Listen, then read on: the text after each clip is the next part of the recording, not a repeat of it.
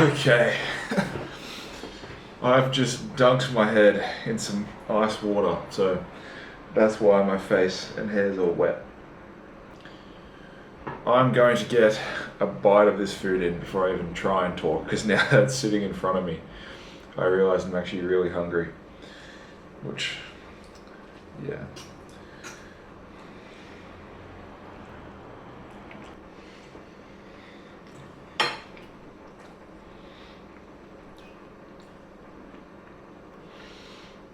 Hell yeah. Alright, YouTube. It's been a little bit. I'm just actually going to check now when my last video was. When was it? A month ago. I'll try and somehow summarize this up in a bodybuilding update of where things are at. So my food, so still in this growth phase, still pushing, just trying to obviously build as much muscle as possible, but staying quite lean, keeping things tight and tidy. Definitely the leanest I've stayed into a growth phase. I'm sitting at around, my weight has honestly been all over the place. I think my heaviest fasted weight has been 115.8. Yeah, the last 3 mornings have been 114.3, 114.2, around that. But then I had a few consecutive days of low 115s at the end of last week. So anyway, let's just call it I'm around mid 114s. We'll possibly say that. Food is at 4,500 calories on training days, and then on non-training days, I'm trying to remember how much it even drops down to. It's a rest day today, so I'm on my non-training day food today. Where are we? 4,000 on non-training days. Okay, so yeah, steps are still the same as they have been, which you guys remember, I don't have a set step target, I just walk how I want to, which happens to have me around about 18,000. And the lowest they'll probably be on a day is 13,000, and then there are some days when they get up high 20s. And that can just be, I might just have a Sunday rest day come around, and I might just start the day with a walk with a mate.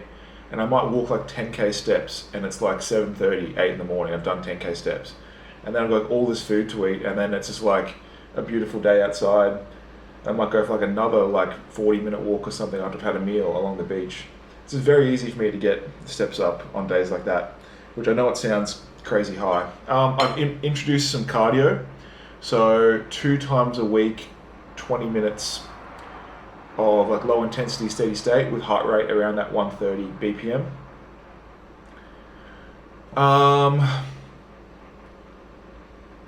Training. I'm just coming off the end of a deload week, so I took a complete 4 straight days off of no training. And so today's just for context, today's Thursday, 28th of August. So I took 4 full days off training. And on the Monday of this week, I then got bloods done after taking those 4 full days off. Just got my blood work results back from the doctor just then. Everything's all good. Everything was all good from my previous bloods, and we've actually seen improvements in things. So my liver markers of it got even better. And I didn't really look that closely at other stuff because there was nothing else that had ever been bad. But I think cholesterol possibly improved as well. But yeah, everything's great there. My blood pressure is, you guys might remember, my blood pressure is crazy low. I average 100/50. That is still the case. I've probably seen it increase slightly, but I'm obviously still in such a crazy low blood pressure state that it's not a big deal. But with body weight going up, it's not a surprise that has kind of increased up. And resting heart rate is still in a good spot. I'm still low from what most people would consider, but it has kind of creeped up.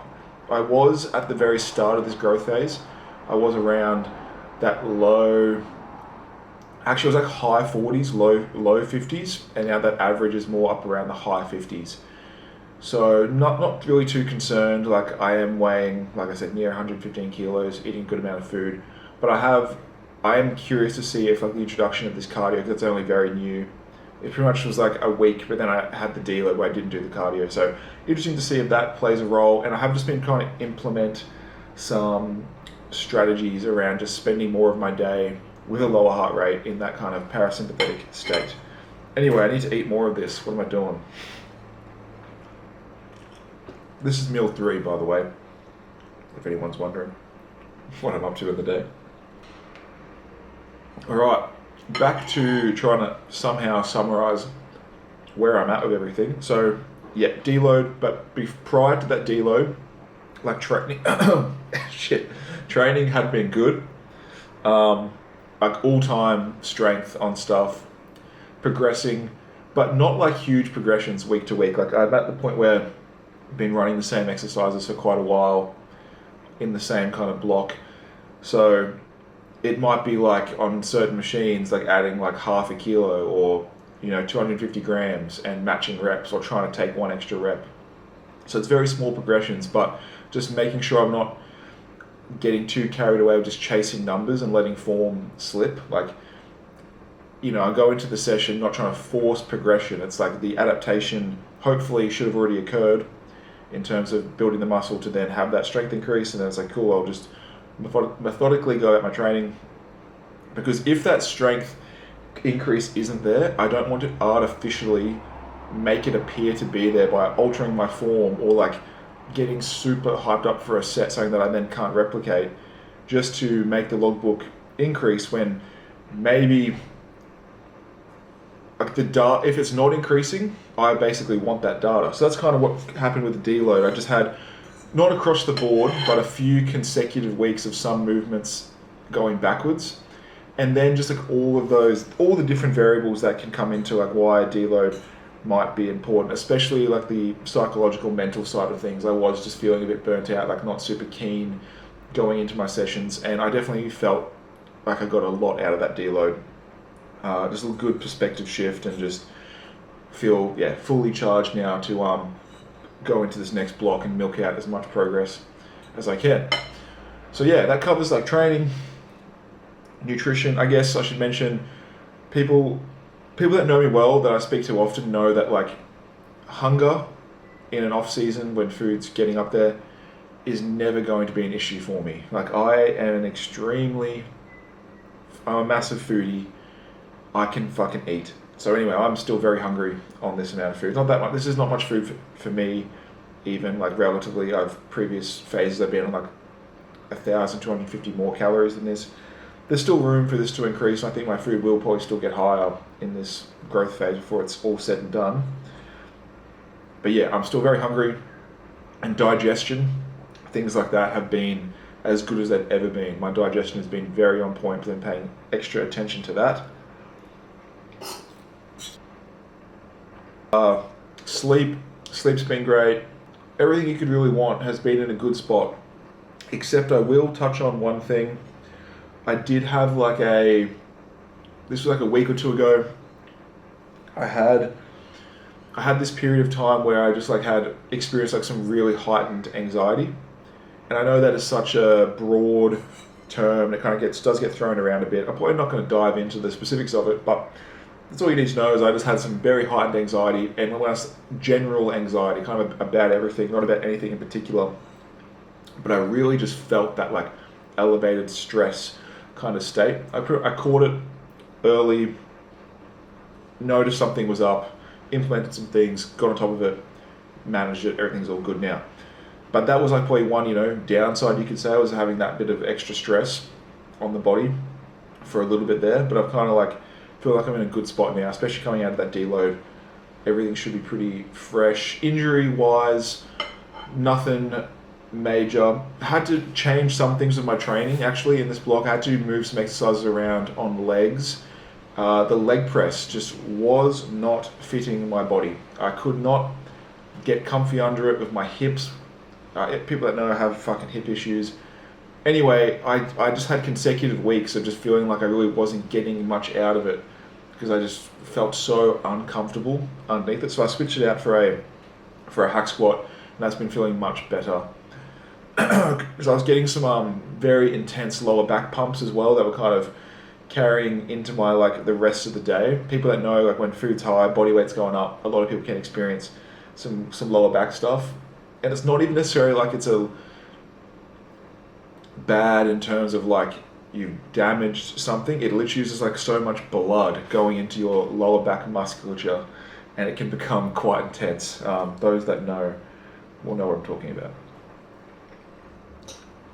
All right, what else would people want to know? I'm just thinking like bodybuilding wise, like the updates that I would love hearing from people, like where things are at. I'm just looking at my phone to see if that somehow like jogs my memory of things that I should share. I'm still hungry. Yep, I said that. I'm not complaining either. Fuck, don't try and say I'm complaining. I'm just saying like hunger signaling is still present. People definitely can struggle in the off season. Not me. I'm like keen to keep eating more food. Posing. I actually my posing is something that I know is a lacking thing in terms of like being a well-rounded bodybuilder. So I actually went and paid for a posing lesson the other day with Pete. Got a lot out of that. That was good. Need to implement those changes and just keep on getting better at that. I know that I've improved so much even in the last like 3-4 months with my posing, but it still is lacking. It's still not where it needs to be, but it is improving, and that's like I know I'm taking steps in the right direction. But I take some comfort in that at least. The focus continues to be on my posterior chain, in particular hamstrings, and to say back is pretty broad. My whole back does need work, but most specifically it's like lower lat, which I know some people can say like, oh, unless you're fucking absolutely huge and well developed, you don't need to get that specific. So yeah, maybe I can just say lat. My lats need to be bigger, but just because of I think my insertions with them, and I've got pretty wide hips and just my structure, it just seems to be like some lower lat meat would help me out a lot. So that's where I really, and once again, like the posing, those areas have come. Fucking hell, I put some pepper on this and it keeps on fucking getting me. Yeah, like the posing, that it's come a long way. My hammies, that posterior chain, I've seen some crazy progress, but a lot more to go.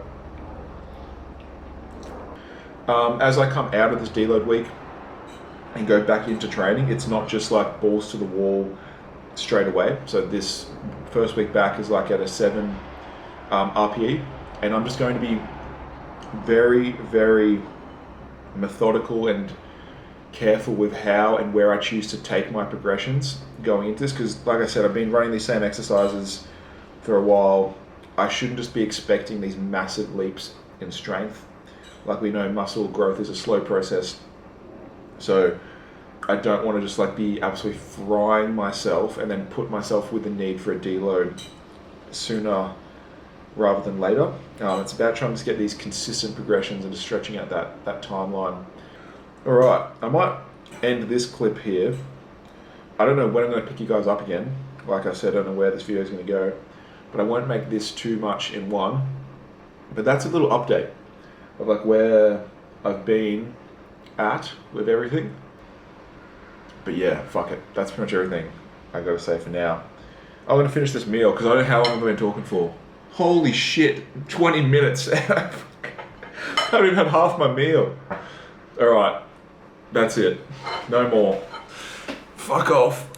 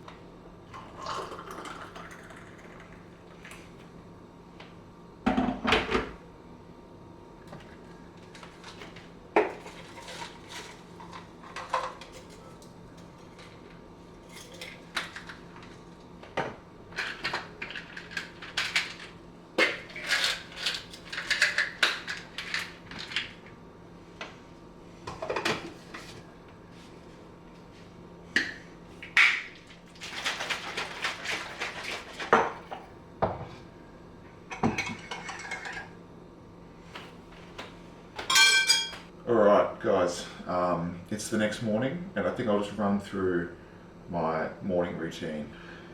So anyway, you can probably tell it's pretty early, 4:30. I wake up, take my fasted weight, so I was 114.7 this morning, have a hot shower, get changed, come out, and then I kind of have 3 different beverages. So I have like a litre of water with some electrolytes. Make sure you're paying attention to like what's actually in your electrolytes, because so many of them are either just like super weak in sodium and potassium. I'd say what's the most common is like a decent amount of sodium and then like such an insignificant amount of potassium. This is the best one I've been able to find, because for me personally, I want like a higher potassium than sodium, because I know it's just so easy to get my sodium in through just salt.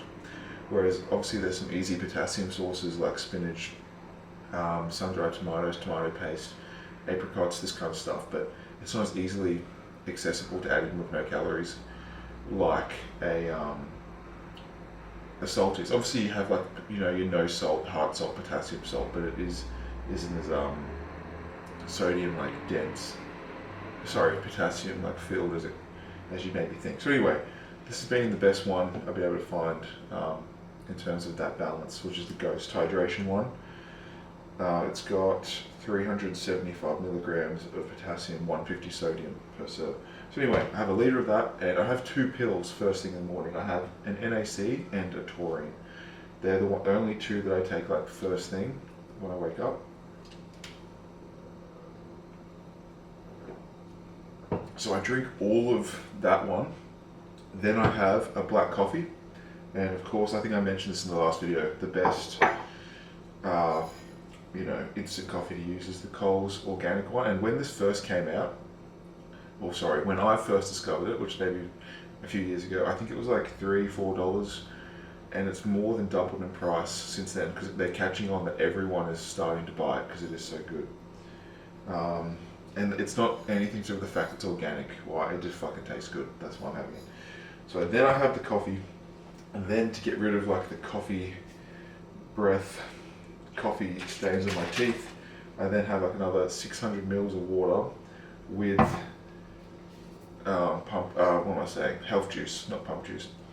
Got the new pineapple flavor. I think I'm like a couple days into having that, and it's been the new flavor that is, and that's been delicious. So yeah, that's basically how I start my day. Another thing, this is probably like a relevant fact. So for the last, I don't even know how many years, I have not slept with my phone in my bedroom. It has been like one of the greatest, little habits that I ever started.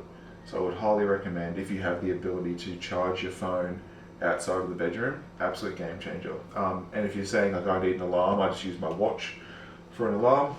But yeah, so my phone is over there like in the living room, and that way I sometimes I'll put it on airplane mode, or just put it on charge and put it away like a few hours before I'm going to bed, just to really get that stimulatory, tapping out of my system. And then first thing in the morning, I'm not going and just grabbing my phone straight away. So like I said, I'm doing this whole liquid consumption. And then generally, I know this is getting really probably too specific, but anyway, eventually I will go get my phone, have a scroll. Then not every morning, but at least once a week, I'll take my blood pressure. I'm not going to show you that because it's a fucking bitch. I'm not doing it today, but I'll take my fasted, blood pressure. Say fasted, I just mean, take my blood pressure first kind of thing in the morning. What else is there that happens first thing? Pretty much once this is all consumed, blood pressure maybe is taken, I've then, I've gone on my phone and just had a little browse, probably gotten like a YouTube video up, slowly just kind of wake up a bit more, because although I'm definitely a morning person, I love getting up early. Like I said, it was 4:30 when I woke up, and I definitely am I still gotta wake up, but you can probably tell I'm always very puffy faced and just hear it in my voice, and it takes a while for that to kind of go away. So anyway, once that's all done, I then go for my morning steps, my morning walk, which normally I have like this exact walk that I do down to the end of the beach and back, and it's normally just around about 4,500 steps, and it kind of depends on how fast I walk, on how quickly that gets done. But yeah, 4,500 steps, about a 30-minute walk, and I come back and then get into meal one. So that is like the morning routine. There's not much more to it. Yeah, I've yapped on for way too long already. How long has this been? 7 minutes. Yeah. So I'm gonna consume all of this liquid, and I will probably pick you guys back up again and just take you through the rest of the morning up until I kind of like leave for the gym, I think, and then that might like wrap up this video. It might just be like a random little morning routine / update of where things have been. Yeah. All right.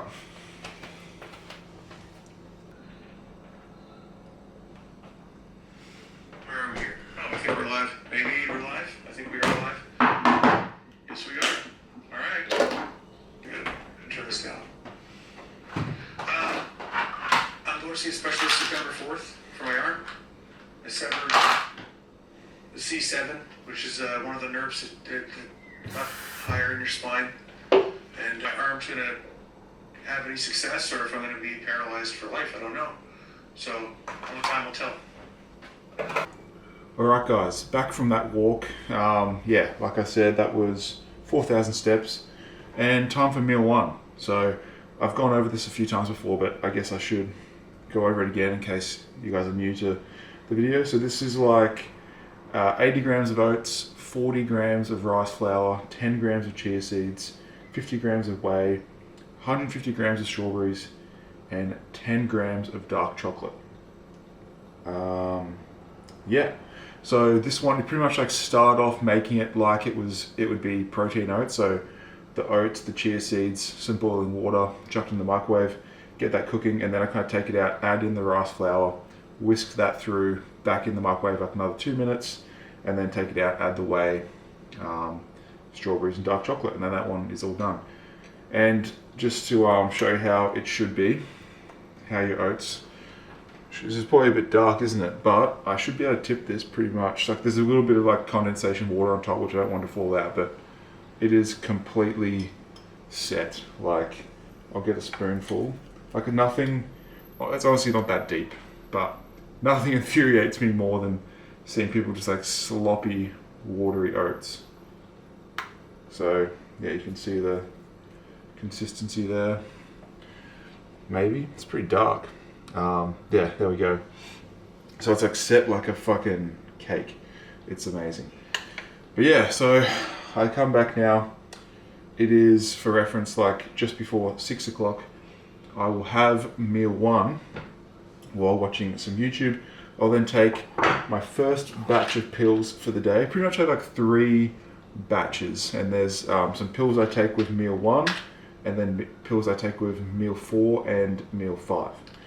So the meal one, we have 2 fish oils, 5,000 IU of vitamin D3, and we have a magnesium, but it's a magnesium that also has a few other things in it, including zinc.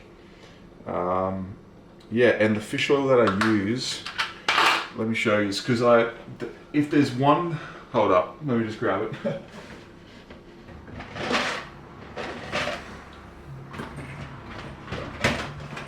Obviously, if you're not in Australia, I don't know if this is international or not, this might not be relevant, but it is Bioceuticals, this one right here, Ultra Clean EPA DHA+. So if there's one thing that you like, when it comes to like, you know, health SUPPS, where I think you should pay the extra money for a higher quality one, it's definitely fish oil. I personally noticed when I take like a lesser quality, just like a stock standard one, I get some weird side effects, as you could call them. I've noticed like not taking fish oil, implementing fish oil, and I start waking up with like very black bags under my eyes, and I've done a bit of research into it, and I won't bore you with it because I can't tell you anything fucking sciencey and specific. But at the time I looked at it and yeah, it was enough for me to be like, okay, I'm going to make a trial with some higher quality stuff. So when people say they're just taking 10 fish oil caps a day or something, that's a bit not all the info you need, because the EPA DHA in one capsule can vary so massively depending on the quality. So this one per capsule has a total of pretty much 600 milligrams, with it's 350 EPA, 250 DHA. And another cool thing about this Bioceuticals one, so you have TGA guidelines, so that's Therapeutic Guidelines Australia, I think. That could be wrong, but it's similar to that. Anyway, it's just a regulatory kind of thing, and they have an acceptable max amount of mercury, P-anisdine, and peroxide that's allowed per capsule, and the Bioceuticals brand has 5 times less mercury, 5 times less of that P-anisdine, and 10 times less of the peroxide than what is allowed by the industry minimum. So it's a super high quality, clean fish oil. Anyway, that was a long fucking rant about fish oil. But yeah, so they're the pills that I take with meal 1. Shit. Eat meal 1. And then it's pretty much just a matter of making up my pre-workout, which I don't take a caffeinated pre-workout, I just take a non-stim pump-based pre-workout, get that in a shaker, into the gym bag. If I'm going somewhere from the gym, I need to take my meal 2, then it's, making sure meal 2 is in the bag. Generally when I finish eating meal 1, I will put the oats and the chia seeds straight into this again, the same container, and then get it, pretty much prep meal 1 straight away for the next day. And then, yeah, it's just going I know it sounds weird, but I might have another shower. Even though I'm not going to shower in the morning, I just another shower to wake up, get changed into what I'm actually going to train in. Pre-workout, and just this is obviously giving this some time to digest, and then crack an energy drink and get going to the gym. I try and it's a balance between not taking the energy drink too close to this meal where it's going to maybe affect my digestion, and also not taking it too close to the workout where the vasoconstriction effects of caffeine are going to affect my session, which I'm obviously not too concerned about, but if I have the choice between drinking it just 10 minutes before I train and just try to get it in a bit earlier, an hour plus, and I kind of prefer that. Anyway, I'm fucking starving. I reckon that might wrap up the video here. So that's kind of I guess it's been an update of where things are at in this growth phase / off season, even though there is nothing off about it. And then, yeah, a bit of a morning routine run through at the moment. Fuck. I don't know what you guys want to see next. I should maybe do another full day of eating and go into just some more tips and tricks as I do it. Because I think I probably have some good value to give in terms of being able to make your food taste good and present. I think that's one thing I maybe am being somewhat known for on Insta. I definitely get a bit chefy with my meals and make them look really nice, taste really good and presentable, which people that struggle eating in the off season, that can probably go a long way into making it more enjoyable. Oh yeah, it's I've got chocolate peanut butter flavored protein in here today, which is elite. Alright, we're gonna finish the video there. Hope you guys fucking enjoyed. Like, comment, subscribe, all that shit. But yeah, comment what you if you want to see anything else. It was probably pretty boring. I always just get that sense, feeling what the fuck? It's just the same shit. But hopefully there was some little gems of wisdom in there. I'm going to keep on keeping on getting fucking huge. Or less small, I should say. And yeah, I'm going to get going with my day. I'm done talking. See yous.